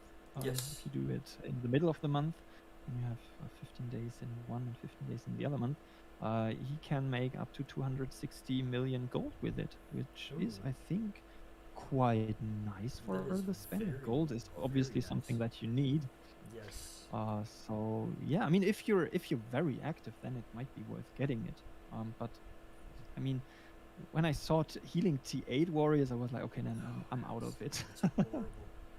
And I try to find, I mean, if I'm really close to maxing mine, I try to find ways around anything that has to do with T8. I'm just like, I'm not gonna train more T8 just for this. I'm obviously not gonna lose T8 for this, and I'm certainly not gonna heal or resurrect T8 for this. Just because the cost doesn't outweigh the reward. So I mean, I think Polarium sees that, the system generated these up because obviously the newer warriors were added, the newer level of troops were added, as well as people growing bigger. But they're not, they're seeing that less and less people are using it. And True. I mean, like I said, I just plain forgot about them. I haven't paid attention to them for so long that I really just forgot. True. And then, when I get them, it's kind of like a happy little surprise. Like, ooh, I surprised myself. Well, that's an interesting point from Funny Version. He says they need to do something with excess runes. Gems into dust and runes just pile up for nothing. Yeah, that's a good point. Well, that was something I was thinking about. If you guys have done or looked at the stuff to fuse celestial gems, yes, they are a nightmare. Yes. And they're horrific. I didn't ever plan on needing so many off troop gems ever. Like, Right. why do I need to collect stuff for troops I don't have? Why? Because gems. That's why. I almost want to say that, like, runes will be the same way if they upgrade runes. I think this system would be very similar. Like, as you can see on my screen right now, I've got thousands, millions of fragments. Just in case they upgraded an achievement. Yes. They upgraded an achievement that was fusing runes like they did for for the dust. I have runes saved. But I honestly think if they upgrade runes, like they upgraded gems, that we will need all those little ones that we haven't used. And probably some other legendaries that we don't have. True. And that would change, the mechanic. I remember you and I discussed like celestial gems. I happen to notice that it doesn't matter what troop types I throw in with my celestial gems. Your troops react the same. It's the gear, it's the Ubba's gear. It's not a troop specific gear. The gems are so much higher than the rune now. The specific rune absolutely helps because you still get 32% offense, troop specific offense. But the celestial gems add such a higher bonus with the upgraded gear on both Rain and Hero that the runes are negligible. It doesn't matter. Most troop types will act almost identical with them. And so you can use the same set of gear for multiple hero skill sets. You drop the same gear in, you save the skills for that troop specific, so you're still getting troop specific offense, defense, whatever with your hero. and then Yeah. you're throwing an off troop type out, just relying on the celestial gems to bolster your troops. If Mhm. they added rune upgrades to balance that out, it would be an entirely different game for a lot of people because of that. So when you're saying like do something with the rune fragments, you know, we a lot of us crushed our dust because we had so many gems that we never used, and then the Mhm. update hit us by surprise, and it was like, oh no, I just sent. Uh-oh. And I remember the day before the update, I actually sent dust to our SH. Yeah. Update came out, and I was like, oh, so Really now I'm bad collecting timing. more stuff. So I honestly think that, you know, those fragments will come into play. Mhm. You know, a lot of us thought we were done with gold nuggets for a long time, and then Yes. surprise, now you need gold Yeah. shards and gold nuggets. Yeah. So it will really, you know, it will really be interesting to see if that is in a possible future update. But of course, I you mean, know, it's for sure gonna come because, as said, they just lie around. I also kept mine because I wasn't sure if there probably is an achievement coming out. I mean, we know there is a new one. Not sure if it's about runes. Could be, possibly, fusing fragments, doing some weird stuff with it. as they like to We say, we don't know. only Odin knows. Only Odin and Torrin knows. Yes. Yes, yes, Torrin the Wise. Yeah, true. Yeah, that's why I kept them, and yeah, it would be nice to do something with it. But I'm sure they probably introduce a mechanic where you can transform it into something, and then a week later, it's gonna be an update where you need the gold runes actually to create the diamond rune. Oh, SH6 upgraded with the That is fragments of your runes. evil update And timings. then Yeah. 3 months later, you know, after we've all gotten used to donating our runes to the SH, congratulations, welcome to the Celestial or Diamond Rune, as you called it, that has needed all these fragments where we're all frantically going to hit, you know, Supreme Ghost for rune fragments again. That's what Morse said. He exactly did that. Crush all the gems, put it in his stronghold, and then the update hits. Yeah. Okay. That's super bad timing. It was just, oh, that update was so, I remember I logged in, looked at it, logged off, and went, nope. This just didn't happen. Yeah, they didn't add this many more mechanics and stuff on top of it all at once, did they? And I remember I went and looked at chats, went to look at proxy, I went to look at, you know, Discord chats and some other things, and I was like, oh no, they did. Yeah, and that's, I mean, we have no info, not even a hint towards these runes, but I mean, as said, they touch almost everything. They may end up touching VIP levels, runes as well. So I think it's a matter of time. That's why we just I think it is too, save them. and I think it, you know, in typical Plarium fashion, they will do it as a surprise. They will do it when it catches us off guard, to make us work for it. You know, they're not going to look at it ever and be like, oh well, I mean, let's give them this tip and let them start saving up months and months and months in advance.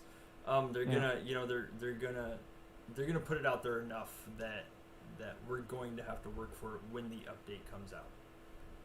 It's probably a good reason to farm those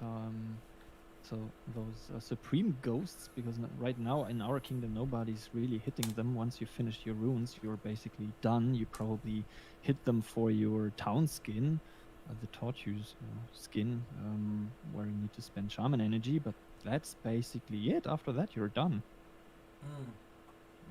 And I remember when the update with the Celestials hit, it was pretty hard to get those Uber Chiefs, because everybody wanted to have gems from them. Yes, it was, you know, the Uber Chief annihilation of 2021, if you will. It was hunting season. You know, Uh, I remember, like my kingdom for a long time. A lot of us just mhm, ignored them because we were hitting yeah, so many invaders and events. mhm, And then mhm, it's like finally, it's like let's get this done. Let's just start smashing these things as much as we can. mhm, And now it's pretty much the same. It is so hard to catch an Uber chief. yeah. Depending on Yeah, who's and on and Peak who's is doing what. right here. He says that, yeah, that's what you said earlier, Bones, that in comparison to what the new Celestials or Tier 3 gems offer, the runes are just too weak. They don't really matter that much anymore because in comparison to the overall boost, you get the importance increased by quite a lot. And we have a 32% troop specific rune, True, yeah. and But I believe. that's basically one gem. Let me see. Yeah, let me That's see. one advantage of one gem. For instance, yeah, I mean it's 31% for a level 3 troop specific. So I mean you get 1% more by having the rune. Um, and it Yeah. really just doesn't, you know, it doesn't equate. It Mm. um Moss says in his kingdom, 4 chiefs are dead in 5 to 10 minutes. I absolutely will believe that. I've seen Mm. I've seen some I've heard some stories of people in the chats that say as soon as the Uber chief spawns, it is practically Yeah, gone. true. But so Right. it will be interesting to see if they make us do the same thing with the Supreme Mm-hmm. Ghost, True. which True. I've got to admit I'm one of the ones that has not hit it yet. I have not hit a Supreme Mm-hmm. Ghost. Okay. By the way, Antique, thanks for the subscription. If there are some people not subscribed yet, we both are in the early days of streaming, so every click helps. Why does it help? It helps for the YouTube algorithm, first of all, but it also helps getting into new tiers in the Plarium Streamers program. And if we advance in tiers, we get more info, we get more giveaways, we got better giveaways. So it's you in the end benefiting from just a small click. Absolutely. Like and subscribe at all if possible and when possible.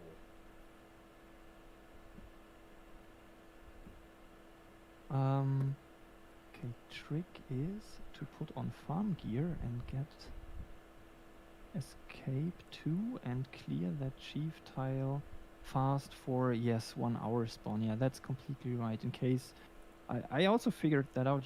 If you kill an Uber chief, you need to yield that tile as quick as Absolutely. possible. So Yeah. let somebody get on it with the expert excavator or 2 and a 75% yielding boost to get that done in less than 1 hour, because then the Uber chief will respawn quicker. And it never respawns in the same spot. Nope. So I mean, you're looking on one side of Pop, and all of a sudden it's on the other still.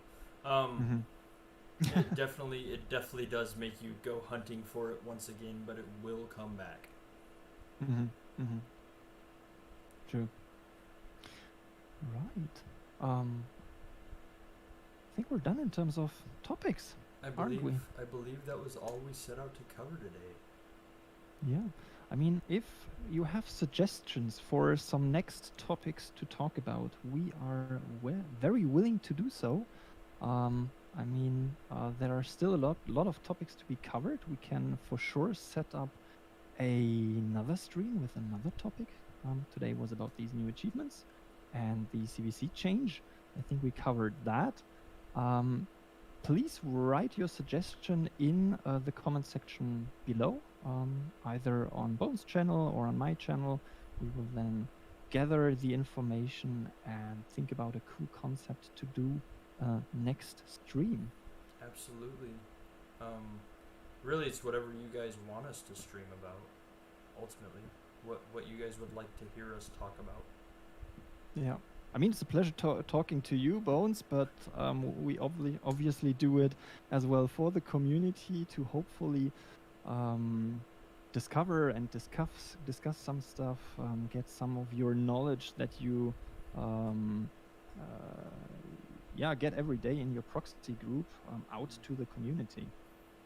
Yeah, it's that's the other thing is it's really, a lot of people, they don't understand necessarily what the proxy group is, and that's pretty much all it is it's a community.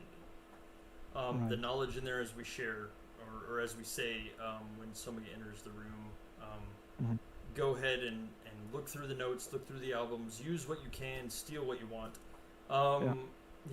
Please, when you steal information from there, please give props to where you got it.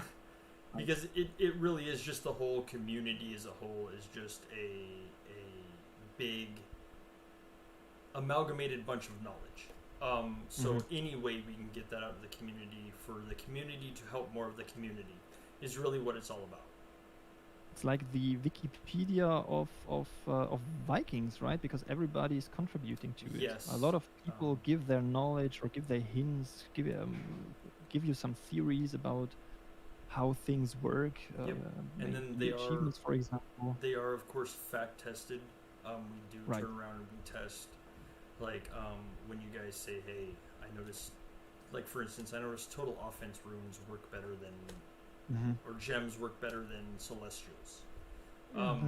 We do actually turn around and test that stuff, and then present our test to you guys, and ask that you test also. Don't just by any means, you guys tested it, it's good.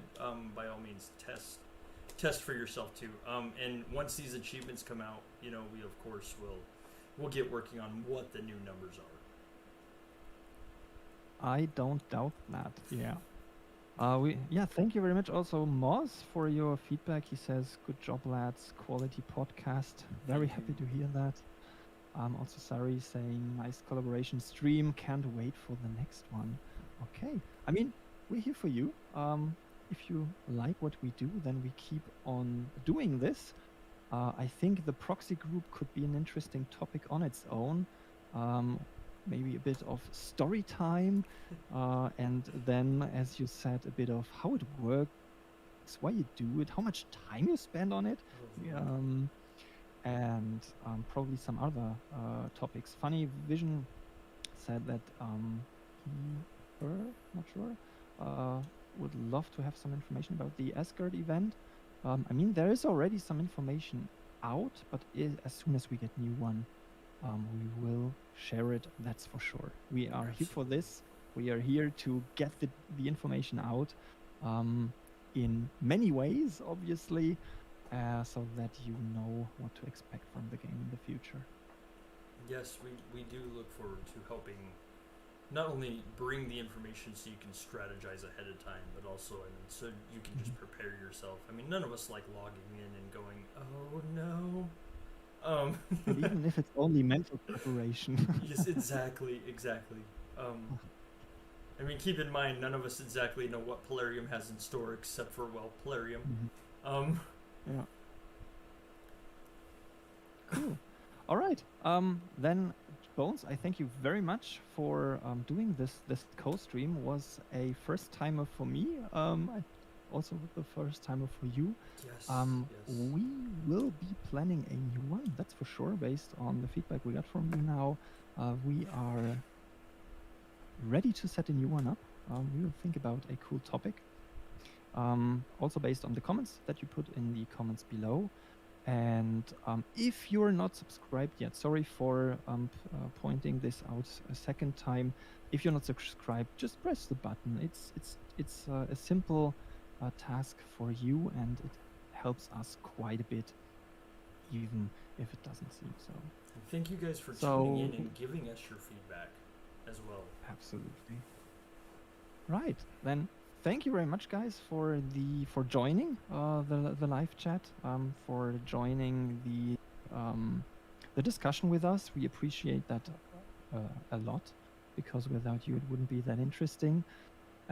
So we wish you a pleasant day, night, midday, wherever you are, and I hope to see you, or we hope to see you, in the next stream or video. Definitely look forward to hearing from all of you. Thank you for stopping in, watching, and staying interested for sure.